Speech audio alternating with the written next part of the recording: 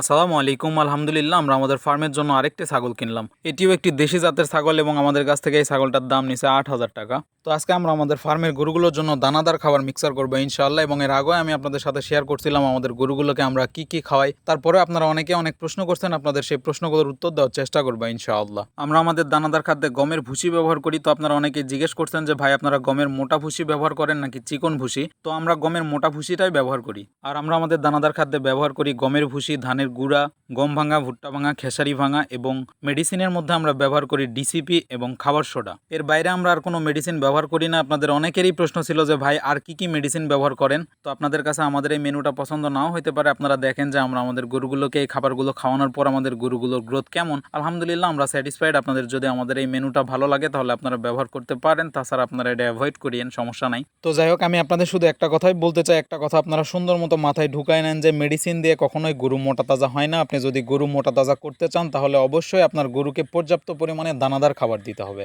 আমি দেখছি এমন কিছু খামারি আছে যারা শুধু ভুট্টার গুঁড়া খাওয়ায় তাদের গরুগুলোকে মোটা তাজা করে এবং তাদের গরুগুলো যথেষ্ট মোটা তাজা। তো আপনারা যারা খামারি আছেন বা গরু পালন করেন তাদের উদ্দেশ্যে আমি একটা কথাই বলবো যে আপনার এলাকায় যেই খাবারটা অ্যাভেলেবল এবং আপনার কস্টিং ম্যানেজমেন্ট ঠিক রেখে আপনি খাওয়াইতে পারবেন সেই খাবারটা খাওয়ান, ইনশাআল্লাহ আপনার গরুর গ্রোথ ঠিক হবে। আর আপনাদের সবচাইতে বেশি যে কোশ্চেনটা থাকে যে ভাই অল্প সময়ে কিভাবে গরু পালন করে লাভবান হওয়া যায়। তো কোনো একটা ব্যবসা শুরু করার আগে অবশ্যই সেই ব্যবসা থেকে কতটা লাভবান হতে পারবেন এই জিনিসটা নিয়ে ভাবা যৌক্তিক। কিন্তু ভাই গরু পালনে কোনো শর্টকাট হয় না। আপনি 3 মাসের প্রজেক্ট করেন আর যেটাই করেন সবসময় সৎ থাকা ট্রাই করবেন, আল্লাহ আপনার বরকত দিবে ইনশাআল্লাহ। কারণ আমি একটা কথা সবসময় বলি, এর আগেও আমি বলছি যে আপনি যদি শুধুমাত্র অধিক লাভের আশায় গরু পালনে আসেন তাহলে এই পেশা আপনার জন্য না। কারণ এই সেম টাকা ইনভেস্ট করে আপনি যদি অন্য কোনো ব্যবসা করেন সেখান থেকে আপনি বেশি প্রফিট করতে পারবেন। আমি আবারও ক্লিয়ার করে বলতেছি, গরু পালন এমন কোনো পেশা না যে আপনি রাতারাতি বড়লোক হয়ে যাবেন বা এখান থেকে অধিক টাকা আয় করতে পারবেন। আর শুধু গরু পালন না, লোভে পড়ে আপনি যে পেশার সাথে যুক্ত হন না কেন সেখান থেকে ভালো কিছু করা পসিবল না। কারণ একটা কথা আমাদের সবার জানা যে লোভ মানুষকে ধ্বংস করে।